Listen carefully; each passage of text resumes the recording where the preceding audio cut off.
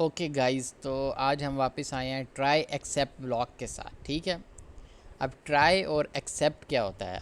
जब आपका code run कर रहा होता है तो कुछ ऐसे एरर्स होते हैं जो जनरेट हो रहे होते हैं और आप उनको चाहते हो कि हैंडल करो। मतलब आप चाहते हो कि जब भी एरर आता है ना कोड में, तो कोड ब्रेक कर जाता है। जिस तरह हम पिछली वीडियो में देख रहे थे कि अगर वो एज एम्प्टी है तो वो कंपैरिजन नहीं करता और कोड क्रैश कर जाता है। तो एक्सेप्शन हम यूज़ करते हैं try catch, try except block, कि अगर कोड का एरर आया है, कोड फिर भी चले, मतलब कोड आपका क्रैश ना हो, आगे चला जाए लेकिन कोड आपका चले। तो ये मैंने एक फ़ाइल बनाई हुई है। अब हम लोग इसको स्टार्ट करेंगे कोड करना। अच्छा, आपको पता है कि ज़ीरो डिवाइडेड बाय कभी भी नहीं होता। ज़ीरो किसी से भी डिवाइड नहीं कर सकते। ये मैं कोड रन करूँगा, एरर आ जाएगा। क्यों? क्योंकि वो डिवीजन बाय ज़ीरो का एरर है।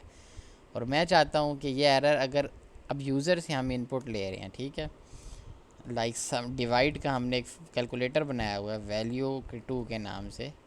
वैल्यू 110 है, वैल्यू टू जो है वो हम लोग इनपुट ले रहे हैं यूज़र से, कोई भी नंबर है, inter number, inter any number, ठीक है। और हम इसको फ्लोट में कन्वर्ट भी कर देते हैं, ठीक है। और हमने यहाँ पे प्रिंट किया वैल्यू 1 डिवाइडेड बाय वैल्यू 2। अभी हमने यूज़र पे छोड़ दिया। हमें तो पता है कि ज़ीरो से डिवाइड नहीं होता, लेकिन यूज़र गलती कर जाता है। ये मैंने किया और यहाँ पे मैंने डाल दिया 10। तो हमारा 110 डिवाइडेड बाई 1 हो गया। लेकिन अगर यूज़र यहाँ पे ज़ीरो डाल देगा, कोड क्रैश हो जाएगा। हम चाहते हैं कोड क्रैश ना हो, बल्कि हम यूज़र को एक एरर दें। उसका एक सोल्यूशन जो होता है, value if value two is equal to zero, then हम यहाँ पे करेंगे, प्रिंट करेंगे नंबर कांट बी ज़ीरो, ऐसे कुछ करके।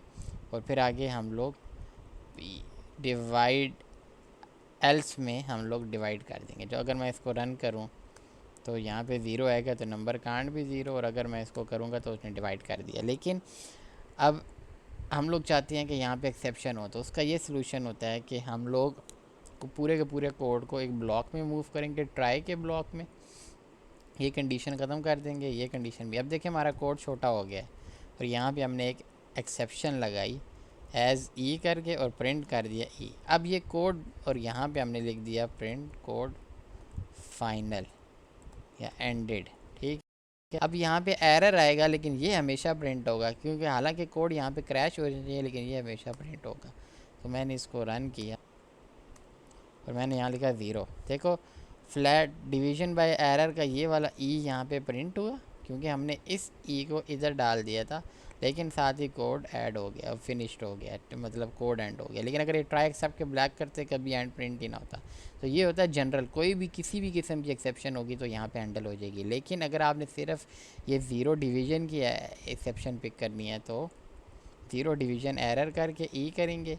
और अब आपने इसको रन किया और यहाँ पे ज़ीरो डाला तो आपकी एक्सेप्शन कैच हो गया। लेकिन अगर आप यहाँ पे कोई और एक्सेप्शन डालेंगे वैल्यू एरर के नाम से, तो आप ज़ीरो डालेंगे, कोड क्रैश हो जाएगा, क्योंकि उसने वैल्यू एक्सेप्शन यहाँ पे नहीं हैंडल की। तो उसका अगर मैं यहाँ पे दूसरी एक्सेप्शन हैंडल करूँ, value exception, sorry zero division exception as e करके, ई की जगह कुछ भी लिख सकते हैं, लेकिन एक्सेप्शन ई से बनता है तो इस वजह से फिर हम भी ई लिखते हैं। तो ये अब ज़ीरो डालेंगे तो अब उसने कैच कर ली। अब ये वाली कैच नहीं हुई है, लेकिन ये कैच हो गई है। अच्छा, अब हमने यहाँ वैल्यू एक्सेप्शन यूज़ किया, लेकिन यहाँ पे यूज़र कोई और नंबर भी तो डाल सकता है, यूज़र ए बी सी लिख सकता है। तो मैंने इसको चलाया और ए बी सी कर दिया। अब आप ये देखो कि ये वाली एक्सेप्शन कैच हुई है, क्योंकि वैल्यू एरर तब आती है जब वो कन्वर्ट करते हुए कोई एरर आ जाता है, तो वैल्यू एरर होता है, ठीक है। उसके बाद एक होता है की एरर।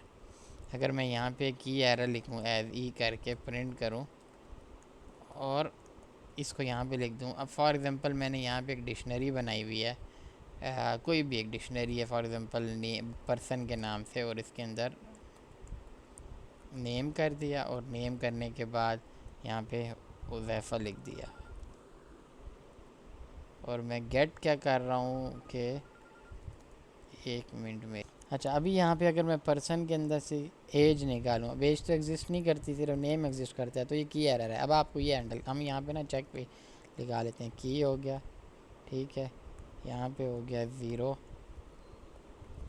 और यहाँ पे हो गया वैल्यू,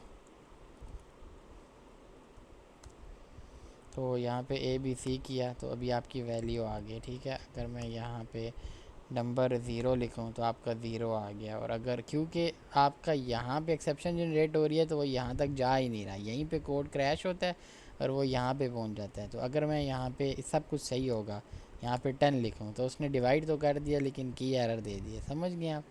तो ये होता है ट्राई कैच। इसमें फिर एक चीज़ होती है फाइनली, कि फाइनली होता है कि कोड हर हाल में कोई भी एक्सेप्शन जनरेट होगी, आपका कोड हमेशा जनरेट होगा, ठीक है। तो ये फाइनली के अंदर मैंने कर दिया है। अब आप देखोगे कुछ भी अगर मैं ज़ीरो लिखता हूँ तो वो ज़ीरो एरर आया लेकिन एंडेड प्रिंट हो गया। तो फाइनली इस वजह से होता है कि अगर कभी ऐसा हो कि आप चाहते हो एक्सेप्शन आए ना हो, ये कोड हमेशा चले, तो आप डालते हैं। इसका ये फ़ायदा होता है कोड बहुत ज़्यादा क्लीन है।